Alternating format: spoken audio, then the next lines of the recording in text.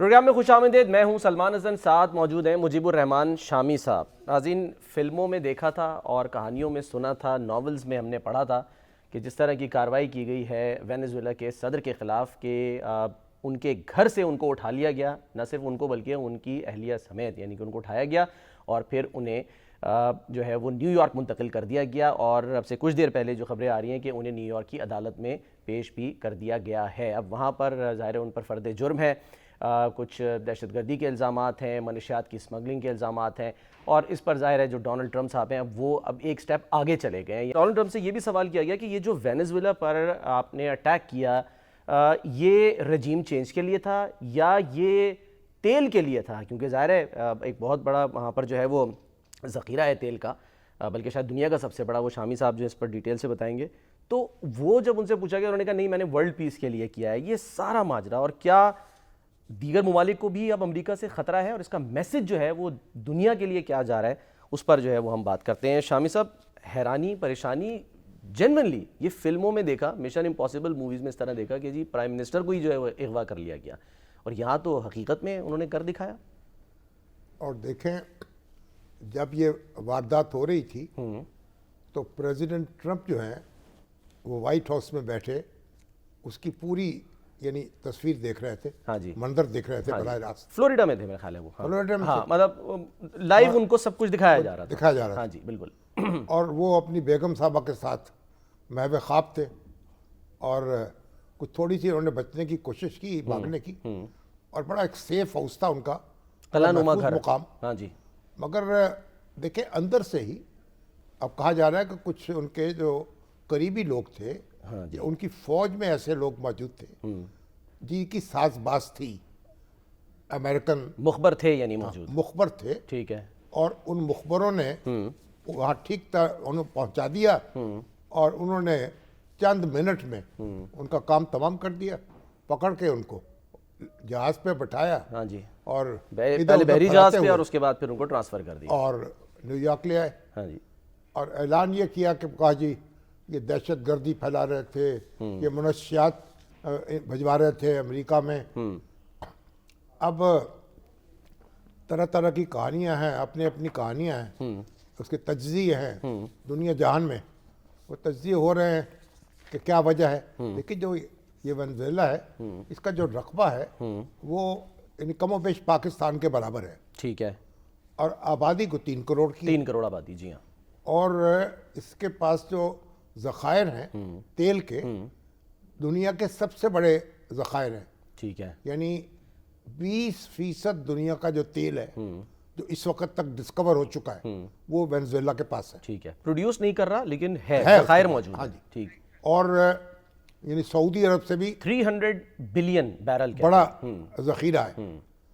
अब मसला ये है कि ये इसमें भी इनकलाब बर्पा हो चुका था। आपको देखा ना कुछ अर्सा पहले, कई साल पहले, इसमें एक आ गए इनके हुक्मरान, उन्होंने इनकलाब बर्पा कर दिया। सदारती निज़ाम है वहाँ। अब उन्होंने नारे लगाए इनकलाब के, हुगो शावेज। हाँ, शावेज। हाँ जी, 2013 इनकलाब के नारे लगाए। और पहले ये अमेरिकी कंपनीज वहाँ से तेल निकालती थी, उनका थोड़ा बहुत दाना दुनका चल रहा था। अब उसके बाद इनकलाब लाएंगे और फिर दुनिया जान में शोर मचाया। और जो अमेरिका के मुखालिफ हैं उनसे अपने ताल्लुकात उन्होंने उस्तवार किए।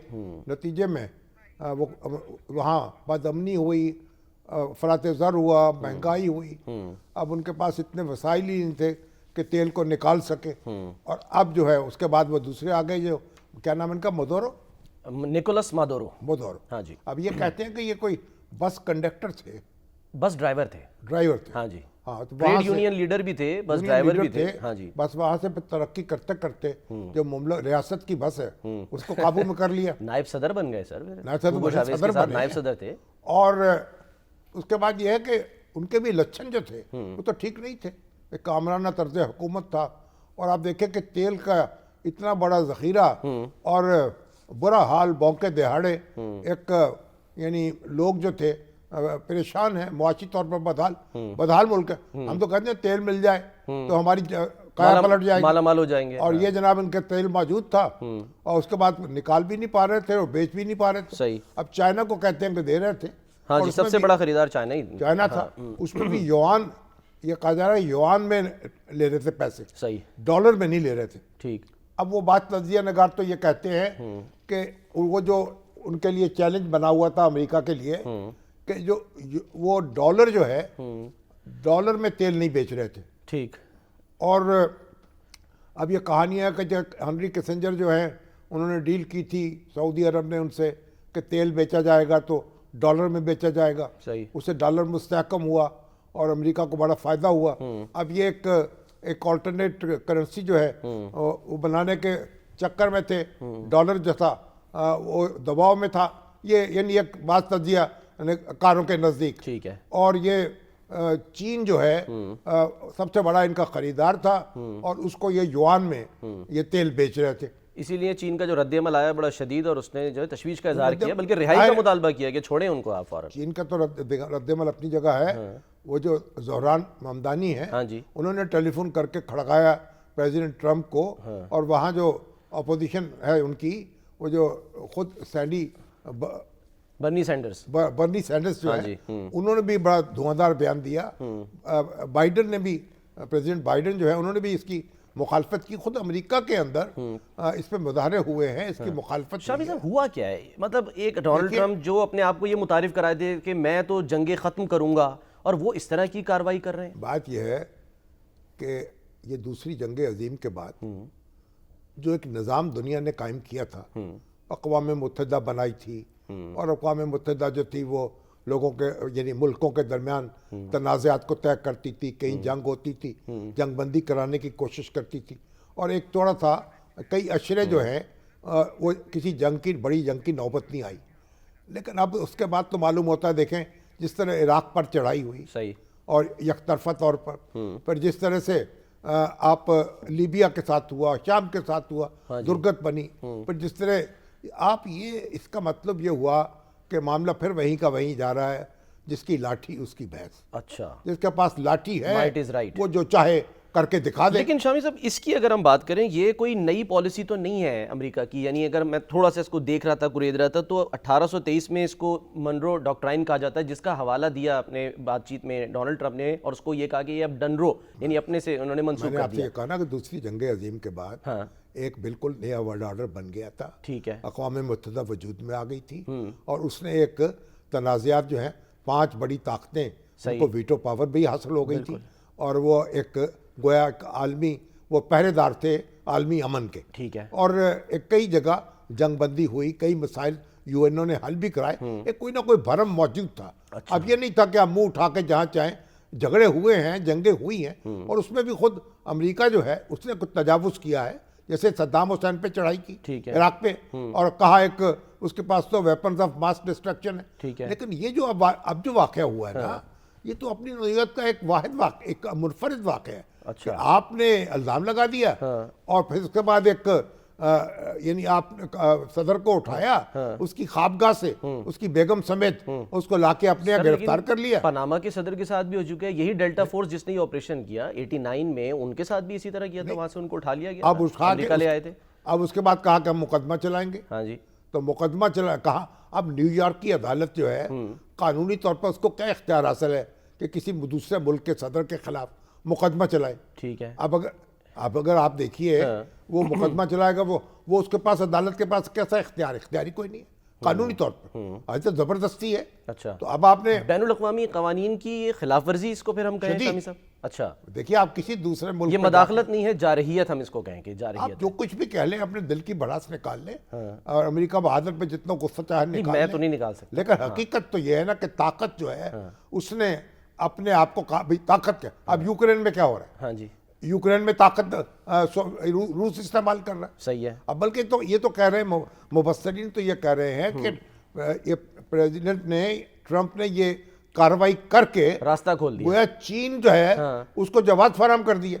अब कल ताइवान पे अगर वो अटैक कर ले, सही, और ताइवान जो है उसका तो हिस्सा है, बिल्कुल। यानी देखे ना, ये जो है वेनेजुएला, ये तो एक एस्टेब्लिश्ड दुनिया मुल्क है दुनिया का, हाँ जी, और इसको तस्लीम किया जाता है, अक़वाम मुत्तहिदा का सर मेंबर मैं है। एक इंटरप्शन यहाँ पे मैं ये कह रहा हूँ, आप बिल्कुल सही कह रहे हैं, लेकिन जो ये जिस पॉलिसी की मैं बात कर रहा हूँ ये लातीनी अमेरिका से मुतालिक इनकी है ना, कि 1906 में रूजवेल्ट डॉक्ट्राइन कहा गया और अब इसको ये कहा जा रहा है, यानी वो ये कहते हैं कि जी ये जो हमारे नेबर्स हैं इन पर हम किसी और को कब्जा नहीं करने देंगे या इंटरवेंशन नहीं करने देंगे। वो नहीं करने देंगे, ये तो इंटरवेंशन किसी और की नहीं ना, ये तो एक आपने एक बिल्कुल एक अजब वारदात हुई है ना, कि आप उठा के उनको कहें मेरी अदालत जो है न्यूयॉर्क की उसके सामने जवाबदेह होंगे। सही है, तो ये कहाँ की अदालत भाई, वो अपनी अदालत में जवाबदेह होंगे। अब लेकिन बहरहाल वो जो हजरत थे प्रेसिडेंट जी जी, वो भी एक कोई ऐसे कोई नेक नाम नहीं थे, लोग उनसे भी आजिज थे। मेरा ख्याल उनको वहाँ खासी वेनेजुएला जो था काफ़ी मुश्किलात में था,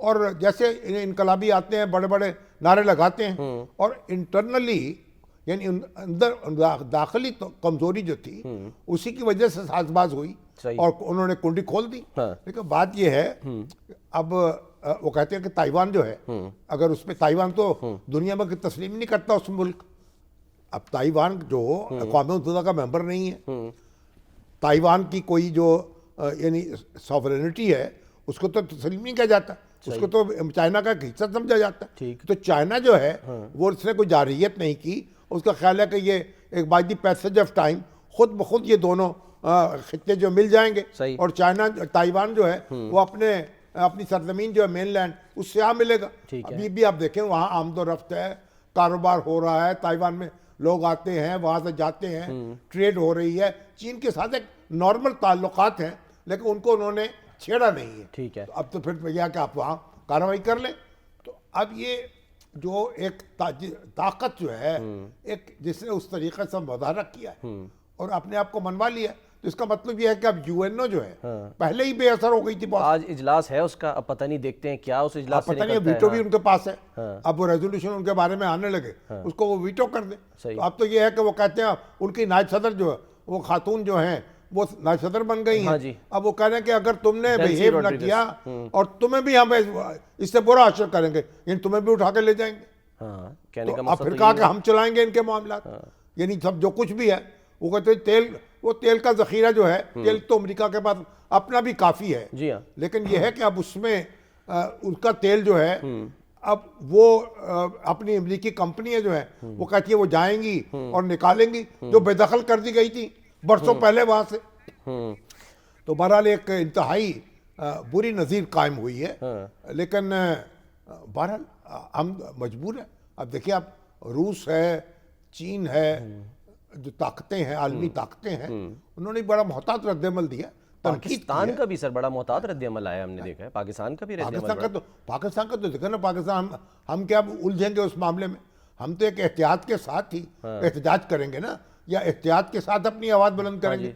जो बड़े बड़े तुर्रम खान हैं वो भी उन्होंने ये तो नहीं कहा, भड़क तो नहीं मारी, हाँ जी, ओ ट्रम्प निकलो यहाँ से, हमारे ऐसी की तैसी कर देंगे। एग्जैक्टली, ना चीन से आवाज हुई। ट्रम्प जो है वो आगे की बात कर रहे हैं ना सर, धमकी। वो जरा मैं सुना दूं, वो जो ट्रम्प जो है उनसे पूछा गया, उन्होंने नेक्स्ट अपना प्लान क्या बताया कि जी अब क्या करने का इरादा रखते हैं। देखिए, कोलंबिया, मैक्सिको, क्यूबा, ग्रीनलैंड की बात करें, का जजीरा है डेनमार्क के पास, उस पर भी नजर जमाई हुई है। जी हाँ, ग्रीनलैंड। एक अमेरिका जो है उसने एक खलबली मचा दी है, यूरोप के साथ उसके ताल्लुकात जो हैं वो मुतासर हो रहे हैं। यूरोप को उसने कहा वो अपने जो डिफेंस एक्सपेंडिचर वो अपना खुद उठाओ, वहाँ उनके बजट जो हैं वो अदम तवाज़ुन का शिकार हो रहे हैं। लेकिन बहरहाल अब सबक यही है कि आपने अगर आज़ादी अपनी उसकी हिफाजत करनी है तो खुद आपके अंदर जान होनी चाहिए। अच्छा, हाँ, अगर आपके अंदर जान नहीं है तो फिर आप बढ़के भी ना मारें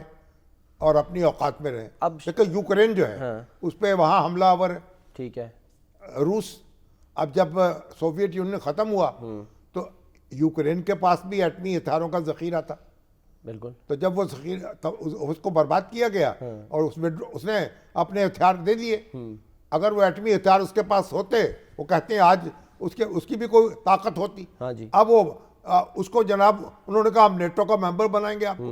नेटो का मेंबर बनने के शौक में वो जनाब तबाह हाल हुआ, लाखों अफराद मारे जा चुके हैं, जंग खत्म होने का नाम नहीं ले रही। और आप ये बताओ, असल ये बड़ी ताकतें हैं जो अब ये कहती हैं कि जो हमारे पड़ोसी ममालिक हैं वो भी हमारा असर और रसूख वहाँ होना चाहिए, हाँ। और हमारी मर्जी के बगैर होना चाहिए। एक ने कोशिश की थी शामी साहब मई में, तो उनको पाकिस्तान ने तो सबक सिखाया था, नहीं, लेकिन वो वहाँ तो, हाँ वो तो हमसाया है ना हमारा, हम कोई छोटा हमसाया थोड़ी है वो, हाँ। वो तो बड़ा हमसाया उसने है। कोशिश की थी हाँ, समझने यानी की। बड़ा मुल्क जो है हाँ। वो ये अपने अज़ाइम पालता है ना। ठीक अब है। देखिए जो पहले 60 की दहाई में प्रेसिडेंट कैनेडी थे वहाँ, और खरुश्चेफ थे वजीर आजम इसके सोवियत यूनियन। ठीक है, रूस। तो उन्होंने क्या किया, क्यूबा जो है, CIA ने क्यूबा में जो फिडेल कास्ट्रो थे हाँ जी। उनका तख्ता उलटने की कोशिश की, ठीक है। वो नाकाम हो गई। हाँ जी। नाकाम हो गई वो जनाब, वो तो चढ़ दौड़े अमेरिका पे, और सोवियत यूनियन से उन्होंने साजबाज कर ली और उसकी पनाह ले ली, और उन्होंने सोवियत यूनियन ने वहां मिसाइल जो थे अपने नस्ब कर दिए, सही है। जिससे निशाना बनाया जा सकता था अमेरिका को। हाँ जी, अब क्यूबन मिसाइल क्राइसिस जिसे और कहा जंग जो है वो तो एक हंगामा हो गया बड़ा पूरी दुनिया में। अब अल्टीमेटम दे दिया कैनेडी ने, और खरुश्चेफ जो थे वो भड़के मारते थे, वो UNO में खिताब करते थे और जूता उतार के उससे बेस पे पटकते थे उसको जोर से। तो अब जो उन्होंने भड़के मारी, अब कैनेडी ने अल्टीमेटम दे दिया। अब उसके नतीजे में उनको मिसाइल वहां से उठाने पड़े, सही, और कहा कि नहीं, हमारी सरहदों के करीब आप कोई शरारत नहीं करेंगे। बाद में मालूम हुआ कि तुर्की में जो अमेरिका ने कुछ बना रखा था, अब वो मामला उसको भी उन्होंने विड्रॉ कर लिया था चुपके से। अच्छा। कि बाद में इंकशाफ हुआ। सही है। लेकिन वो मिसाइल वहां नस्ब नहीं हो सके। तो अब ये है कि प्रेसिडेंट ट्रंप ने बता दिया है, और ये दुनिया के जो कमजोर ममालिक हैं उनको यानी अब बचा के रहना पड़ेगा। शामी साहब, लेकिन एक ये भी तो चैलेंज होगा कि जो कुछ किया है उसको जस्टिफाई करना है। वहाँ पर ये कह रहे हैं ना कि ऑपोजिशन लीडर जो हैं वो मारिया कोरिना मचाडो, जिनको नोबेल इनाम जो है वो हालिया दिनों में मिला, उनको कोई अच्छे ताल्लुकात नहीं मालूम हो रहे हैं उनके। अच्छा, उनका कोई जिक्र को हकारत से किया है उन्होंने। हाँ, लेकिन वो प्रेसिडेंट ट्रंप ने, हाँ, लेकिन वो आज़ादी मांग रही हैं वहाँ पे, कह रही हैं कि इस मौके से फ़ायदा उठाते हुए कि जी अब जो है वेनेजुएला की आज़ादी का वक्त आन पहुँचा है। तो आज़ादी से मुराद यह कि वो प्रेसिडेंट से तो आज़ादी मिल गई ना पुरानी। हाँ जी। अब ये कह रहे हैं कि भाई हम यहाँ इलेक्शन होगा और एक जबर की फजा ख़त्म होगी। हाँ जी। तो ये वो उसको ट्रंप से तवक्को लगाई है। सही। अब देखते हैं क्या नतीजा निकलता है। लेकिन बार ट्रंप जो कह रहे हैं कि भाई हम अब छोड़ेंगे नहीं, और हम एक एक को नाम लेके वो पुकार रहे हैं। हाँ। तो मतलब ये हुआ कि आप, हमारे ये भी तो होता है ना, जैसे यूक्रेन जो है उसके वो जो कॉमेडियन थे उसके प्रेसिडेंट बन गए। हाँ अब उसके नतीजे में बढ़ के मारी। अब रूस जो है, अगर उससे थोड़ा सा चुपके से मामला कर लेते, एहतियात से चलते, तो उनकी या बख्शी हो जाती। अब वो जनाब कितनी क्या बर्बादी हुई है। तो बात यह है कह तो रहे हैं कि 90% तक मामला अब हो गए हैं, अब 10% कुछ मामला रह गए। जो कमज़ोर ममालिक हैं उनको अपनी हिफाजत आप करनी पड़ेगी। गोया कानून नाम की चीज़ दुनिया में नहीं है, कोई वर्ल्ड ऑर्डर वो नहीं रहा। सर, और ना कोई बड़ी, जब आप ये कहते हैं हिफाजत करनी पड़ेगी, तो वो कैसे करें? या तो वो छोटे ममालिक हैं, उनके इतने ज़ाहिर वसाइल नहीं है, तो किसी के साथ तो एलाई बनेंगे ना वो। कोई एलाई तो नहीं है जिसने, कतर ने एलाई मतलब बना सबसे बड़ा, वहाँ पर भी अटैक हो गया था। वहाँ तो फिर भागे ना, फिर वो माफ़ी मांगी ना उसने, नेतन्याहू ने, तो उसका तो उन्होंने सपोर्ट की। अब कोई दूसरा मुल्क ऐसा नहीं है ना जो आप चाइना के साथ मिल जाए, तो चाइना तो किसी लड़ाई में पड़ना नहीं चाहता। सही। चाइना जो है उसका तो अपना एजेंडा है, अपना टारगेट है। ठीक है। तो चाइना तो किसी जगह, चाइना का कोई फौजी जो है किसी बैरून मुल्क, किसी मुल्क में नहीं मौजूद। अमेरिका के तो जगह जगह अड्डे हैं। हाँ। पूरे यूरोप में अड्डे हैं। सही। और अमेरिका जो है वो अड्डे जो हैं वो अमेरिकी सरजमीन तब से जाते हैं। तो उनमें तो कोई, यानी आपको जो मुतलका ममालिक हैं वो वहाँ दखल अंदाजी नहीं कर सकते। सही। तो अमेरिका जो है, अब प्रेसिडेंट ट्रंप ने अपना डंका बजा दिया है, अब आप गुजारा करें उससे। अच्छा, अब सर एक बी मेंढकी को भी जुकाम हुआ है, मैं चाह रहा हूँ ज़रा देखें कि वो कौन है। असदुद्दीन अवैसी साहब भारत के, ज़रा पहले सुने कि वो क्या मशवरे दे रहे हैं, क्या तरगीब क्या दे रहे हैं वो इस मौके पे। 56 इंच का सीना, मई में पता नहीं कितने इंच का रह गया था। ये जो अवैसी है ना, ये तो हैदराबाद दक्कन के हाँ जी। है ना, लीडर है ना, मुसलमान लीडर है। हाँ जी। और बड़े धड़ल्ले के हैं, ऑल इंडिया मजलिस इत्तेहादुल मुस्लिमीन के सदर। हाँ जी। अब ये जो है ना, इनकी तकरीर पे बहुत गुस्सा है हमारे भाइयों को पूरे पाकिस्तान में। लेकिन मैं ये समझ रहा हूँ कि ये तो कोई चीज़ें ले रहे हैं उसके, मोदी साहब के। अच्छा, यानी उश्किल दे रहे हैं मोदी को। अच्छा, मतलब देखें ना, उकसा रहे हैं। हाँ। इनको पता है कि जब मोदी छेड़छाड़ करेंगे तो जो उनकी जो दुर्गत बनेगी, तो ये चाहते हैं कि मोदी को उकसाएं, हाँ। कभी शेर बने फिर रहे हो, हाँ। अब तुम भी अमेरिका की तरह। हाँ। तो उनको पता है कि पाकिस्तान तो वेनेजुएला नहीं है, हाँ जी। ठीक है। लोग तो ये कह रहे हैं सर उस पे सोशल मीडिया पे कि पहले आप पाकिस्तान में किसी को उठाने की बात करें, हाँ पहले एशिया कप की ट्रॉफी तो उठा लें, तो आप ले जा ही नहीं सके थे। नहीं तो पहले देखिए ना पाकिस्तान जो है वेनेजुएला है और ना इंडिया जो है अमेरिका है। तो अब वो यानी उनको भी पता है ये अवैसी को। अब आप बताइए कि जब वो यहाँ आएंगे तो फिर उनका हशर क्या होगा। ये तो देख चुके हैं वो 4 दिन में क्या हुआ। और अब आइंदा मजीद आएंगे तो मजीद देखना पड़ेगा। सही। तो इसका मतलब मोदी को कैफरे किरदार तक पहुंचाने का ये बड़ा अच्छा तरीका है कि उनको पाकिस्तान से लड़ा दिया जाए। अच्छा। तो मेरा ख्याल अवैसी साहब जो है वो भड़ास निकाल रहे हैं और मोदी को मरवाना चाहते हैं, उसको धकेल रहे हैं कुएं में, कि कुएं में गिरेगा तो जान छूटेगी। चले सर, मैंने ज़रा हमने ब्रेक पे जाना, लेकिन उससे पहले कि इस वक्त क्योंकि हमने देखा कि पाकिस्तान बांग्लादेश के करीब आया और अब इंडिया की जो हरकतें हैं, अभी रिसेंटली उन्होंने आईपीएल की टीम से बांग्लादेश की एक खिलाड़ी को निकाला। हाँ। पाकिस्तान जो है ना, हाँ। पाकिस्तान अल्लाह के फजल करम से अपना दिफा कर सकता है, अल्हम्दुलिल्लाह, ठीक है। पाकिस्तान एक एटमी ताकत है और पाकिस्तान की जो जितनी भी टेक्नोलॉजी है ना, कोई चीन की है, तुर्की की है, हाँ जी। पाकिस्तान की इंडिजिनस है। हमारे जो आसिम मुनीर हैं उन्होंने खिताब करते हुए वहाँ गल्फ में ये बात कही कि हमारी जो टेक्नोलॉजी जो कुछ भी है हमने खुद इसको यानी दरियाफ्त किया है, खुद जान लड़ाई है। सही है। और सपोर्ट ली है, दुनिया से दोस्तों की मदद ली है। हाँ। लेकिन हम खुद कफील हुए हैं, हम यानी डिपेंडेंट नहीं है किसी के। ठीक है। और हम हमारे में सख्त है कि हम मुकाबला कर सकें और आ जाए। इंडिया को हमारा चैलेंज है, बिस्मिल्लाह आए। और वैसी साहब आप धक्का देके भेजे, बाहर है। इसके बगैर तो मोदी से छुटकारा होगा नहीं।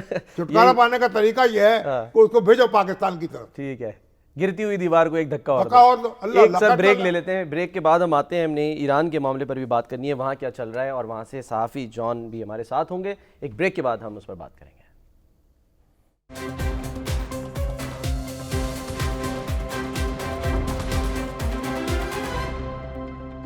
Welcome back. शामी साहब, चार्जशीट जो है वो सामने आ गई है मादुरो पर, लेकिन सवाल लोग ये भी कर रहे हैं कि अहलिया का क्या कसूर है। वो कहते हैं अहलिया ने मुआवनत की है और उसको छुपाया है उनके जराइम को, उनको उनके इल्म में था। तो वो भी वकील है वैसे। हाँ। और एक्टिविस्ट हैं पॉलिटिकल। हाँ। तो बहरहाल अब मियाँ बीवी जो हैं, हाँ, दोनों का नाम लग गया। तो उन्होंने कहा जी इसमें तो वसी एक नेटवर्क जो था मनशियात की स्मगलिंग का, हाँ जी, वो दे रखा था और उसकी सरपरस्ती करता रहा। बरसों तक बड़ी मिकदार में कोकेन जो है वो अमेरिका तक पहुंचाता रहा। सही है। और ये सरगर्मियां सिर्फ मनशियात तक महदूद नहीं रही, बल्कि इन्हें अमेरिकी कानून के तहत नार्को टेररिज्म के ज़िम्मे में रखा गया है। यानी मनशियात भी और दहशतगर्दी भी, ठीक है, दोनों मिल गए। Narco terrorism. हाँ जी। अब उम्र कैद की सजा हो सकती है उनको इसमें। तो अगर न्यूयॉर्क नार्को टेररिज्म की इस्तेलाह सर पिछले दिनों वादी तीरा से हमें जो है पता चली थी। वैसे चलिए वहाँ भी कोई किसी पकड़ के ले जाएं, आप अगर ले आए तो अच्छा मुकदमा चला लें। बात यह है ठीक कि ये जो न्यूयॉर्क की अदालत है वो ये वेनेजुएला तक उसकी ज्यूरिसडिक्शन क्या है पता चल जाएगा। नहीं पता क्या चलेगा। और ठीक है, धक्का है। अल्लाह अल्लाह खैर सल्ला। चले सर आगे बढ़ते हैं। वो भी धक्के देते हैं सारी उम्र। धक्काशाही की ना उन्होंने, सदर साहब ने। तो अब धक्काशाही थे, उनको पाला पड़ गया। ठीक है, बस चले सर आगे बढ़ते हैं। अब एक धक्का लगा था ईरान में भी 1953 में, और उसके बाद फिर इल्ज़ामात लगते रहे कि जी मदाखलत होती है वहाँ पे। उस वक्त तो जाहिर है बाद में जाके साबित हो गया था कि वहाँ मदाखलत हुई थी और अमेरिका ने कोविड ऑपरेशन किया था। लेकिन अब वो कई दफ़ा हो चुकी ना। हाँ जी। ईरान में तो डॉक्टर मुसद्दक़ को जब हाँ जी निकाला गया उस वक्त भी मदाखलत हुई। रज़ा शाह पहलवी आए उस वक्त भी हुई, उसके बाद भी हुई। फिर जो अपने प्रेसिडेंट कार्टर के दौर में वो जो अमेरिकन एम्बेसी जो थी जी जी उसके जो यरगमाली थे हाँ उनको उन्होंने रेस्क्यू ऑपरेशन किया। हाँ वो नाकाम हो गया। हाँ तो मतलब अमेरिका जो है यानी CIA जगह जगह मदाखलत तो करती रही ना, हुकूमतों का तख्ता उलटती रही, सारी कार्रवाइयाँ करती रही। ईरान में भी बहुत कुछ किया उन्होंने। अभी रिसेंटली भी हुआ जून में जो जाहिर है ईरान में तो जो इनकलाब आया था तो क्योंकि रज़ा शाह पहलवी जो थे वो अमेरिका के बहुत ही बड़े यानी कठपुतली हुक्मरान थे। तो सारा गुस्सा अमेरिका पे, मर्ग भर अमेरिका, तो इनकलाब तो अमेरिका के खिलाफ आया, तो अमेरिका के खिलाफ बड़ी टेंशन रही। हाँ, जब भी शामी साहब ऐसे कोई ऑपरेशन हुए तो उसकी कांग्रेस, अमेरिकी कांग्रेस से इजाजत ली गई थी कि हम ये इजाजत करने तो जा रहे ली हैं? गई, अब ये तो उनका दाखिली मामला है ना। कांग्रेस का भी इजाजत देनी तो चाहिए, इजाजत लेनी चाहिए सदर को। ठीक है। लेकिन अब सदर है, अब क्या कांग्रेस देखेंगे? उनका वो तो हाथ अक़वाम पकड़ती है मुत्तहिदा के पैसे रोक लेता है। कि नहीं पकड़ती है? ठीक है शामी साहब, तेहरान से हमारे साथ वो कौमी खुदा के नहीं मानते। हाँ जी, हाँ, वो तो किसी को नहीं मानते। हाँ जी। बस अपनी तरंग में आके जो चाहे करे। अच्छा शामी साहब, क्योंकि तेहरान में ज़ाहिर है और मुख्तलिफ शहरों में वहाँ पे ईरान में एहतजाज चल रहा हंगामे था हो रहे पिछले, हैं। हाँ जी, अब वो भी हंगामे हो रहे हैं, बेच बेनानी है, इन्फ्लेशन बहुत है। देखिए एक डॉलर जो है उस पता है कितने, उसका 1 लाख से ज्यादा हाँ जी, वो हो चुका है ईरानी रियाल का। बिल्कुल सर। जॉन हुसैन लेकिन सहाफ़ी ये तेहरान है से हमारे साथ कि हैं। आर्टिफिशियल इंटेलिजेंस के जरिए से भी बढ़ा चढ़ा के वाकयात दिखाए ये जा रहे हो रहा है, ये हो रहा है, और इसी वही हम चाह रहे हैं कि हैं। जॉन और से ज़रा प्रेसिडेंट पूछें। ट्रम्प ने कहा जनाब हम मुजाहिरीन की मदद करेंगे। हाँ भाई, जी, दुनिया में इसराइल कह रहे हैं, कैसे नेतन्याहू करेंगे? कह रहे हैं। अब यहाँ तो फिर ये ईरान तो बहुत दूर है ना, यहाँ तो फिर आपको उनको आने पड़ेगा ना, अपनी सफार फौजें लेके उतारनी आना पड़ेगा पड़ेगी, ना। ठीक है। अब जो फिर जो फौजी उनके आते हैं, वो जो उनके बूट आते हैं सरजमीन पे, तो कोई आसान काम तो नहीं है। हाँ, इसीलिए उन्होंने बूट नहीं उतारे थे ना सर जून में। अच्छा मोहम्मद जॉन हुसैन साहब हमारे साथ हैं। वालेकुम। वालेकुम शामी साहब, कैसे हैं आप? बस शुक्र अल्लाह का। आप सुनाइए कि क्या फजा है, मजमूई तौर पर कुछ मामला धीमा पड़ा या एहतजाज जारी है? मुझे बहुत मजा आ रहा था आपकी डिस्कशन सुनते हुए, और मेरा दिल चाह रहा था मैं सुनता ही रहूं। बहरहाल बिल्कुल सही हम कहा आपको आपने। सुनना बिल्कुल चाहते मुझे हैं। मुझे मुझे बहुत खुशी हुई, यकीन करें, दिल से कह रहा हूं, मुझे बहुत खुशी हुई कि आपने खुद आइडेंटिफाई किया कि एआई से कितना इसको, वीडियोस को मैनिपुलेट करके उसकी ऑडियो वीडियो मैनिपुलेशन दोनों सोशल मीडिया प्लेटफॉर्म्स पे दिखाई जा रही हैं, और पुराने प्रोटेस्ट की जो पिक्चर्स हैं, जो वीडियोस हैं, वो भी दिखाई जा रही हैं।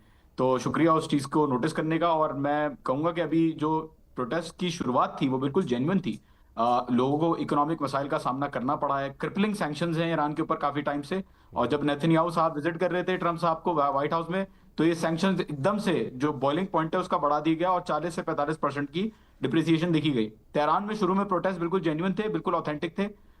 उसके गवर्नमेंट ने रिकग्नाइज भी किया, कबूल किया कि बिल्कुल लोगों को इश्यूज हैं, और स्टेट बैंक के जो प्रेसिडेंट हैं उनको हटाया, फारजीन साहब को, हिम्मती साहब को दोबारा लगाया, और जो पॉलिसी है मॉनेटरी और फिस्कल पॉलिसी वो भी चेंज की गवर्नमेंट ने। प्रोटेस्ट खत्म हो गए ऑफिशियली, लेकिन एट द सेम टाइम छोटे छोटे ग्रुप्स, क्लस्टर्स में आपको नजर आएंगे। 15-20 लोगों का ग्रुप आपको नजर आएगा छोटे शहरों में, इलाम में, लोरिस्तान में, अल्बोर्ज में, फार्स में, इन जगहों पे छोटे छोटे ग्रुप्स बाहर निकलते हैं, वायलेंस क्रिएट करते हैं और वापस चले जाते हैं। तो जॉन, और जो ये बाज़ लोगों को गिरफ्तार किया है, उनकी वीडियो शेयर हो रही हैं कि उनके पास उनके जो मोबाइल फ़ोन चेक किए गए, तो उसमें ऐसी कुछ गैर मुल्की एजेंट्स की वीडियोस भी थी जिसमें वो अहकामात दे रहे हैं, वो बता रहे हैं कि जी आपने एहतजाज शुरू कैसे करना है, और अगर आप गिरफ्तार हो जाएं तो फिर आपने उस सूरत में क्या बयानात देने, क्या करना है, ये सारा क्या माजरा है?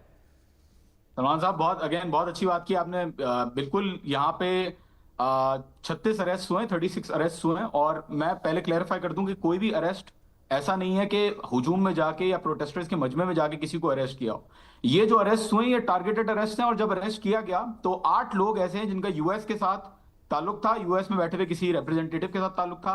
6 लोग ऐसे हैं जिनका जर्मनी में कोई बैठा हुआ था। 4 लोग ऐसे हैं जिसका फ्रांस में कोई बैठा हुआ था। बाकी लोगों को उकसाया गया, ऑब्वियसली उनको पैसे दिए गए। वीडियोस मौजूद हैं, आपने खुद भी नोटिस किया, और एक्स पे ये वीडियोस मौजूद हैं। अगर ट्रांसलेशन हो तो आपको खुद पता चल जाएगा कि किस तरीके की इन्फिल्ट्रेशन हुई हुई है। और ये चीजें ढकी छुपी भी नहीं है। मतलब आप खुद देखें कि मोसाद का ट्वीट आया है कि हम जो है वो मौजूद है प्रोटेस्टर्स में, ट्रम्प साहब ने कहा है कि हम भी आपके साथ हैं। तो ऑब्वियसली जहां पे अब तो कोई ढकी छुपी बात भी नहीं है कि इसको जो है वो मैनिपुलेट किया जा रहा है। और तो जो लोग absolutely तल अवीव में quarantine बैठे हुए हैं वो ये कैसे खबर दे रहे हैं टाइम्स को कि जी खामनाई साहब जो हैं उनको वहां से निकालने की तैयारियां शुरू हो गई हैं अगर हालात बिगड़ते हैं तो? ये वही वाली मिसाल है कि जब पाकिस्तान और इंडिया की जंग चल रही थी, जंग क्या कहूंगा, वो तो बिल्कुल जो है वो छोटा सा एक मसला था हैंडल करने के लिए, तो वो तो हमने हैंडल कर लिया। बहरहाल इंडिया में जो खबरें जा रही थी कि हमने कराची पे कब्जा कर लिया है, हमने जो है वो लाहौर के ऊपर कब्जा कर लिया है। गैब्रिएला वेगनर जो है ना, जिन्होंने ये आर्टिकल लिखा है टाइम्स में, वो जूइश क्रॉनिकल की जर्नलिस्ट हैं। फर्स्ट ऑफ ऑल वो टेल अवीव में बेस्ड है, और अगर वो आर्टिकल आप जाके देखें, आपने खुद पढ़ा भी होगा आई एम श्योर, के उसके अंदर लिखा हुआ है कि according to Israeli intelligence sources. तो जाहिर सी बात है, अगर आप इजराइल के इंटेलिजेंस सोर्सेज को साइट करेंगे without any proof, without any evidence कि खामनाई साहब जो है वो रशिया जा रहे हैं, और 12 डे जब 12 दिन की जंग के दौरान जब खामनाई साहब नहीं गए तो आई डोंट थिंक कि अभी इकोनॉमिक प्रोटेस्ट में एकदम खामनाई साहब जो है वो तैयारी कर लेंगे रशिया आने की। तो आई थिंक ये अगेन एक साइकोलॉजिकल ऑपरेशन। एक और इसके साथ एक और चीज थी, ऑपरेशन आयरन स्ट्राइक। ये कल रात को एक और एक नई चीज निकली थी एक्स के ऊपर, जहां पे एक ट्विटर पोस्ट ने कहा था कि इजराइल की कैबिनेट ने वॉर अनाउंस कर दिया और ईरान के अंदर जा रहे हैं, और आयरन स्ट्राइक उसका नाम है।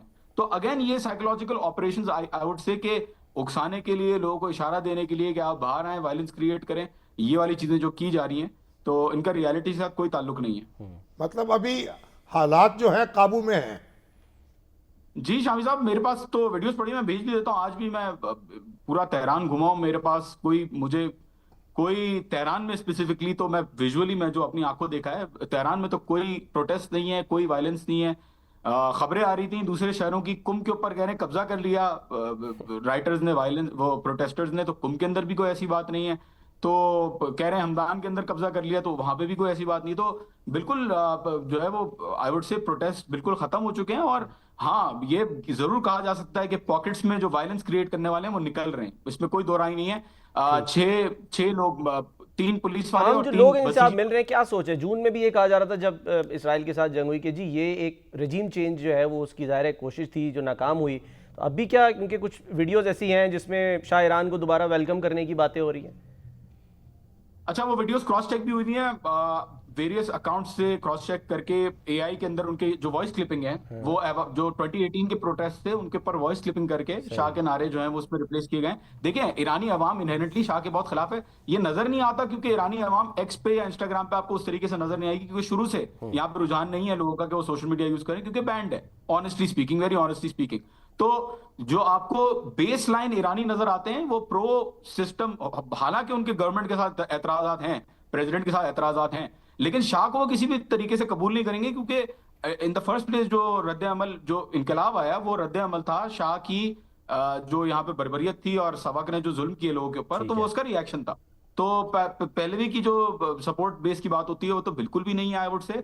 और जो नजर आता है आपको एक्स के ऊपर, वो ज्यादातर उन्हीं अकाउंट से नजर आता है जो ईरान के अंदर मौजूद नहीं है। काउंटर प्रोटेस्ट भी किसी ने कवर नहीं किए, क्योंकि जाहिर सी बात है ईरान के ऊपर एक स्पॉटलाइट लगी हुई है, क्योंकि ईरान जाहिर है वेस्टर्न इंटरेस्ट के खिलाफ काम करता है। तो आई वुड से कि स्पॉटलाइटेड है इशू। चले, बहुत बहुत शुक्रिया जॉन, बहुत बहुत शुक्रिया तेहरान से हमारे साथ। ये भी होता है ना कि जब गैर मुल्की मदाखलत होती है या अमेरिका की धमकी आती है तो फिर कौम मुत्तहिद भी तो होती है ना हाँ जी, उसके जवाब में। हाँ यानी ये जो तफरीक हो रही होती है वो कम भी हो जाती है ना। सही है। तो ऐसा नहीं है कि लोगों की अहमियत भी जागती है। कभी कभी सर झूठा नारा भी लगा दिया जाता है ना कि ये मुदाखलत हो रही है हमारे यहाँ। हाँ बस, मगर ये तो अब खुल्लम खुला हो रही ना। हाँ, ये तो अलग ऐलान जो है वो झूठा नारा तो नहीं है ना। एग्जैक्टली, उन्होंने खुद धमकी दी है कि हम आएंगे, तो भाई क्या कैसे आएंगे, कहाँ से आएंगे, कैसे पहुंचेंगे यहाँ, आपके जो बूट लेके आएंगे तो फिर क्या बनेगा? जहाँ जहाँ अमेरिकी फौज वैसे शाह साहब उतरी है वो नाकामी का मुंह उसको वहाँ पर देखना पड़ा। अफगानिस्तान में क्या हुआ, हाँ जी, वियतनाम में क्या हुआ, एग्जैक्टली, इराक अमेरिकन में फौज जब उतरेगी झूठा दावा है तो इराक फिर उसके बाद उसको फिर उसका खमियाजा भी भुगतना पड़ेगा ना। हाँ ठीक है। अमेरिका अपनी फौज भेजने का रिस्क नहीं ले सकता, क्योंकि फिर उसके बाद वहाँ रद्द-ए-अमल होता है। हाँ, दूसरों की फौजों को इस्तेमाल कर सकता है। ठीक है शाबिज, जब रिस्क लेने की आपने बात की, बांग्लादेश इस पर रिस्क नहीं लेना चाहता, उसने वर्ल्ड कप T20 में अपनी टीम भेजने से जो है वो इनकार कर दिया। देखिए, बांग्लादेश के खिलाड़ी थे मुस्तफीज, हाँ जी, मुस्तफीजुर रहमान, उनको उन्होंने रौला डाल दिया। वो शाहरुख खान की जो, हाँ जी, उस टीम का हिस्सा थे, उन्होंने कहा निकालो जी इसको। हाँ, बांग्लादेश उनको कॉन्ट्रैक्ट दे दिया। इंतहा पसंद वहाँ पर जो हिंदू थे रौला डाल दिया, शोर मचा दिया, कि भाई गद्दार तक कह दिया शाहरुख को, हम नहीं बांग्लादेशी को खेलने नहीं देंगे। गोया पाकिस्तान और बांग्लादेश जो है अब उनको एक ही नज़र से देखा जा रहा है। अच्छा, तो फिर उनका जो क्रिकेट बोर्ड है उसने कहा हम भी वहाँ नहीं जाएंगे, हमारा श्रीलंका में बंदोबस्त करो। अब वो कहा जा रहा है कि भाई ये तो बंदोबस्त हो नहीं सकता, ये तो बड़ा हर्जाना देना पड़ जाएगा बांग्लादेशी टीम को, और ये तो मतलब है कि इस लास्ट मोमेंट पे तो ये दरखास्त कबूल नहीं की जा सकती।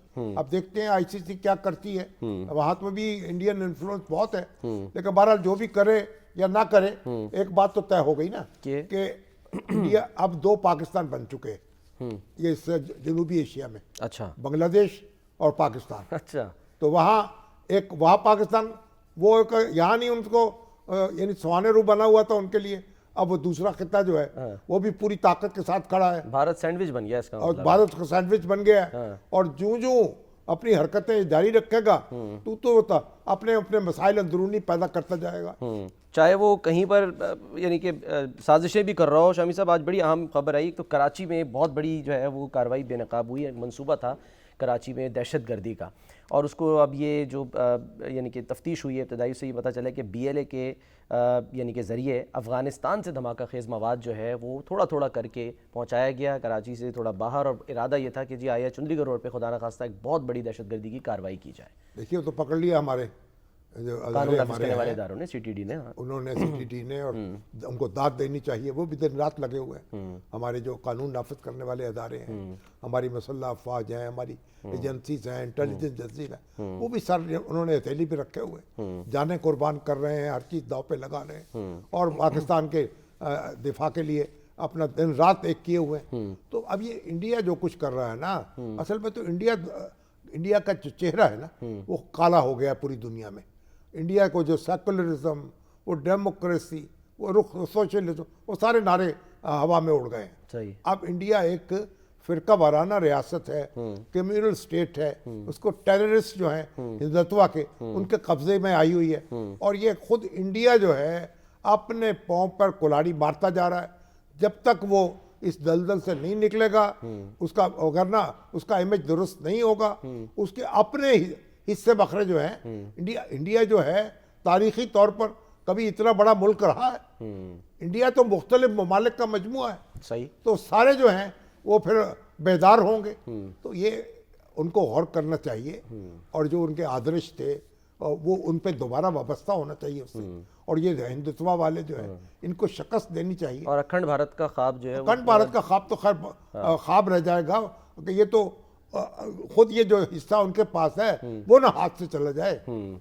शामी साहब, तो फिर ये कितनी बड़ी कामयाबी है जो अभी इसहाक डार साहब चीन गए, वहाँ वज़ीर ख़ारजा स्ट्रेटेजिक डायलॉग का साथ पाकिस्तान 75 साल हो गए, पाकिस्तान ने चाइना को तस्लीम किया था। सही है। उसकी वन चाइना पॉलिसी आज भी साथ है, मनाई जा रही है, याद दिलाई जा रही है, और हमें चाइना एक टाइम टेस्टेड फ्रेंड है हमारा, और हम भी उसके साथ खड़े रहे मुश्किल में, और अब भी पाकिस्तान और चीन जो हैं मिलके इंशाल्लाह इस खित्ते में अमन कायम रखेंगे, और कायम रखा है उन्होंने।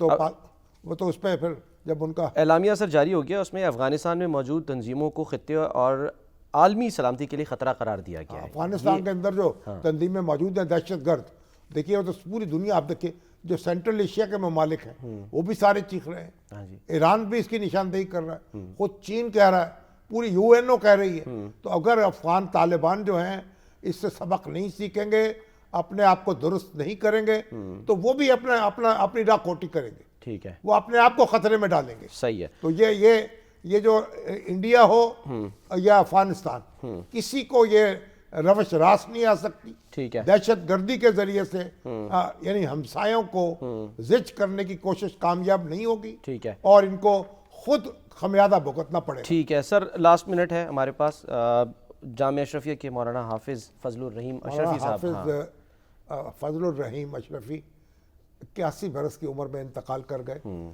मौलाना ये जो जामिया अशरफिया है, मुफ्ती मोहम्मद हसन साहब ने इसकी बुनियाद रखी थी। सही। जो मौलाना हज़रत हकीमुल उम्मत मौलाना अशरफी थानवी के खलीफा थे। सही। उनके 3 बेटे मौलाना अबैदुल्लाह, मौलाना अब्दुल रहमान, ठीक है, और मौलाना फजलुर रहीम इस जामिया के सारे निगरान थे और मुंतजिम थे। ठीक है। दोनों अल्लाह को प्यारे हो चुके, ये बाकी थे। क्या कुरान पढ़ते थे, कैसे कारी थे, क्या दरसे हदीस देते थे, और यानी उनके फूल झड़ते थे जब मेरे पास आते। मैं इस फरमाइश होती सूरह रहमान सुनाए। जब भी हमारे यहाँ कोई मतलब मेरी वालदा का इंतकाल हुआ, तशरीफ लाए, सूरह रहमान सुनाई, जब भी आते।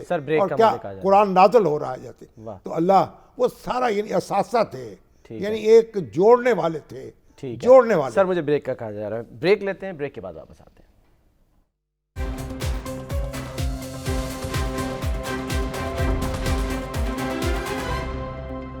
प्रोग्राम का वक्त खत्म होता है, नाज़रीन अपना ख्याल रखिए, अल्लाह हाफ़िज़।